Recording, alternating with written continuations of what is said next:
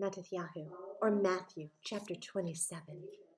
And morning having come, all the chief priests and elders of the people took counsel against Yeshua, so as to put him to death. And having bound him, they led him away and delivered him to Pontius Pilate the governor. Then Yehuda, he who delivered him up, having seen that he had been condemned, repented. He returned the 30 pieces of silver to the chief priests and to the elders, saying, I've sinned in delivering up innocent blood. And they said, What's that to us? You see to it.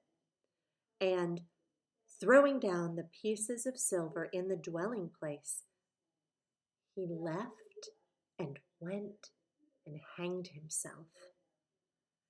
And the chief priests, they took those silver pieces that they had given him and said, it's not right to put these into the treasury since they're blood money. So they took counsel and bought with them the potter's field for the burial of strangers. Therefore that field has been called the field of blood until this day. Then was fulfilled what was spoken by Jeremiah the prophet, saying, And they took the 30 pieces of silver, the price of him who was pierced, on whom they of the children of Israel set a price, and gave them for the potter's field, as Yahovah had ordered me. And Yeshua stood before the governor, and the governor asked him, saying, Are you the sovereign of the Yehudim?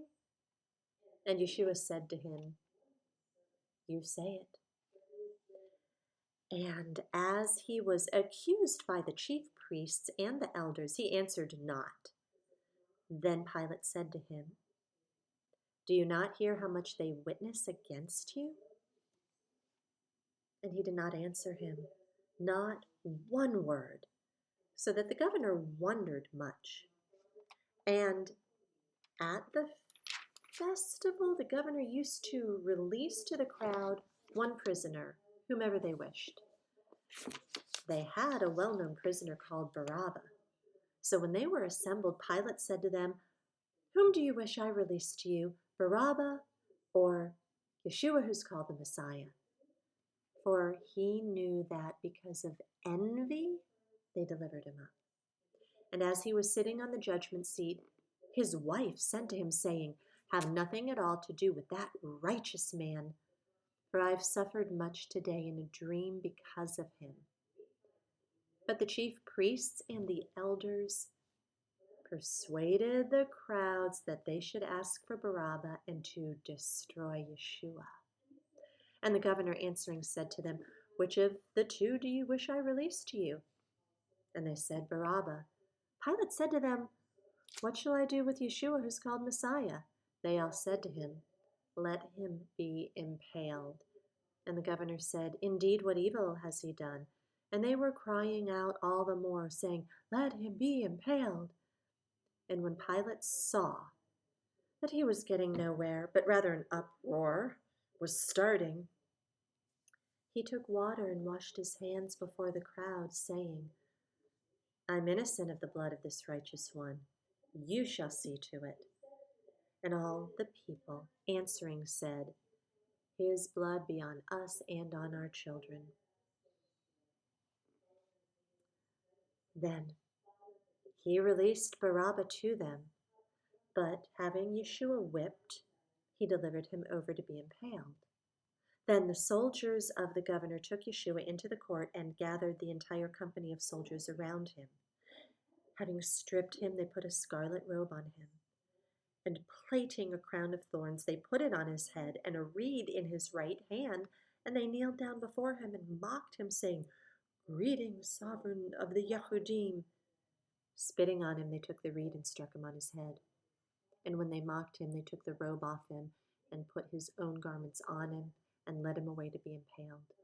As they were going out, they found a man of Cyrene, Shimon by name. They compelled him to bear his stake. When they came to the place called Golgotha, that is the place of a skull, they gave him wine mixed with bile to drink, and after tasting it, he would not drink it. And having impaled him, they divided his garments, casting lots, that it might be filled what was spoken by the prophet. They divided my garments among them, and for my clothing they cast lots. And sitting down, they guarded him there. And they put up over his head the written charge against him. This is Yeshua, the sovereign of the Yehudim. 2 robbers were impaled with him, one on the right and the other on the left. And those passing by were blaspheming at him, shaking their heads and saying, "You who destroy the dwelling place and build it in 3 days, save yourself. If you're the son of Elohim, come down from the stake." And likewise the chief priests with the scribes and elders mocking said, "He saved himself, he saved others. He's not able to save himself. If he is the sovereign of Israel, let him now come down from the stake, and then we'll believe him. He trusted in Elohim.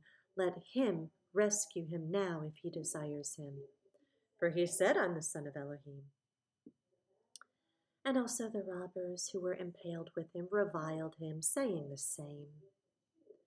And from the 6th hour there was much darkness over all the land until the 9th hour. And at about the 9th hour, Yeshua cried out with a loud voice, saying, "Eli, Eli, lama sabachthani," that is, my El, why have you forsaken me?" Some of those standing there, having heard, said, "This one calls for Eliyahu." Immediately, one of them ran and took a sponge and filled it with sour wine, put it on a reed, and gave it to him to drink. But the rest said, "Leave it. Let us see if Eliyahu comes to save him." And Yeshua cried out again with a loud voice and gave up his spirit. And the veil of the dwelling place was torn in two from top to bottom. And the earth was shaken, and the rocks were split, and the tombs were opened, and many bodies of set-apart ones who had fallen asleep were raised. And coming out of the tombs after his resurrection, they went into the set-apart city and appeared to many. And when the captain and those with him who were guarding Yeshua saw the earthquake and all that took place, they feared exceedingly, saying, "Truly this was the Son of Elohim." And many women who followed Yeshua from Galilee attending him were there watching from a distance, among them whom were Miriam from Magdala, and Miriam the mother of Yaakov and Yosef, and the mother of Zabdi's sons. When evening came, there came a rich man from Ramathaim, named Yosef, who himself had also become a taught one of Yeshua. He went to Pilate and asked for the body of Yeshua. Then Pilate commanded the body to be given, and having taken the body, Yosef wrapped it in clean linen and laid it in his new tomb, which he had hewn out of the rock. And he rolled a large stone against the door of the tomb and went away. And Miriam from Magdala was there, and the other Miriam sitting opposite the tomb. On the next day, which was after the preparation, the chief priests and the Pharisees gathered to Pilate, saying, "Master, we remember while he was still alive how that deceiver said, 'After 3 days I'm raised.' Command then that the tomb be safeguarded until the 3rd day, lest his taught ones come by at night and steal him away, and then say to the people, 'He was raised from the dead.' That last deception would be worse than the first." So Pilate said to them, "You have a watch. Go safeguard it as you know how."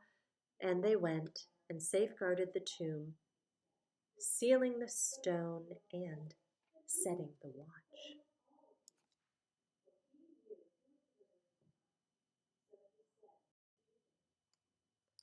Marcos or Mark, chapter 15. And immediately in the morning the chief priests had a council meeting with the elders and scribes and all the council. Having bound Yeshua, they led him away and delivered him to Pilate. And Pilate asked him, "Are you the sovereign of the Yehudim?" And he answering said to him, "You say it." The chief priests accused him of much, but he made no answer. And Pilate again asked him, saying, "Have you no answer? See how much they witness against you?" But Yeshua still gave no answer, so that Pilate marveled. And at a festival, he released to them one prisoner, whomever they were asking. And there was one called Barabbas, chained with his fellow rebels who had committed murder in the uprising. And the crowd, crying aloud, began to ask, as he had always done for them. But Pilate answered them, saying, "Do you wish me to release for you the sovereign of the Yehudim?" For he knew that the chief priests had handed him over because of envy. And the chief priests stirred up the crowd that he should rather release Barabbas to them. And Pilate answered again and said to them, "What then do you wish me to do to him whom you call the sovereign of the Yehudim?" And they cried out, "Impale him." And Pilate said to them, "Why, what evil has he done?" And they vehemently cried out, "Impale him." And Pilate, wishing to satisfy the crowd, released Barabbas to them, and having whipped Yeshua, he delivered Yeshua over to be impaled. The soldiers led him away into the court, which is the palace, and they called together the entire company of soldiers and decked him with purple, and they plaited a crown of thorns, put it on him, and they began to call out to him, "Greetings, sovereign of the Yehudim." And they kept beating him on the head with a reed, and were spitting on him. And bending the knee, they were bowing down to him. And when they mocked him, they took the purple off him and put his own garments on him and led him out to impale him. They compelled a passerby, Shimon, a Cyrenian, coming from a field, the father of Alexander and Rufus, to bear his stake. And they brought him to the place Golgotha, which translated is place of a skull. And they were giving him wine mixed with myrrh to drink. He did not take it. When they impaled him, they divided his garments, casting lots for them, what each one should take. It was the third hour, and they impaled him. And the inscription of his accusation was written above, "The Sovereign of the Yehudim." With him they impaled two robbers, one on his right, the other on his left. And the scripture was fulfilled, which says, "And he was reckoned with the lawless." And passing by were those blaspheming him, shaking their heads and saying, "Oh, you who destroy the dwelling place and build it in 3 days, save yourself, and come down from the stake." And likewise the chief priests and the scribes, mocking to one another, said, "He saved others. He's unable to save himself. The Messiah, the sovereign of Israel, and come down from the stake so that we see and believe." And those who were impaled with him were also reproaching him. When the 6th hour came, darkness came over all the land until the 9th hour. At the 9th hour, Yeshua cried out with a loud voice, saying, "Eli, Eli, lama sabachthani," which is translated, my El, why have you forsaken me?" Some of those standing by, when they heard it, said, "He's calling for Eliyahu."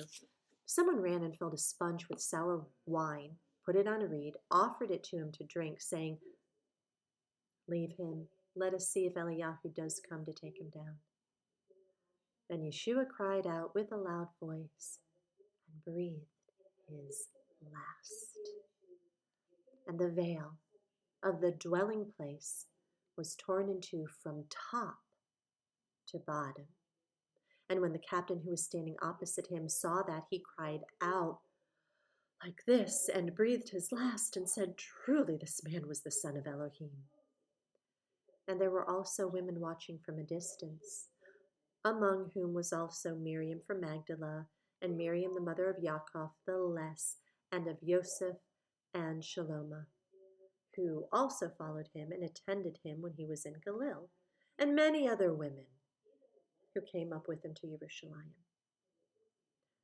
And when evening had come, because it was the preparation day, that is, the day before the Sabbath, Joseph of Ramathaim, a prominent council member who was himself waiting for the reign of Elohim, came boldly, went into Pilate, and asked for the body of Yeshua.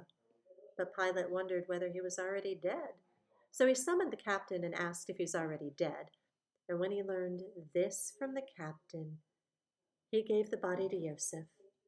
And he, having bought fine linen, took him down, wrapped him in the linen, and he laid him in a tomb which had been hewn out of the rock, and rolled a stone against the entrance of the tomb. And Miriam from Magdala, and Miriam, the mother of Joseph, saw where he was laid.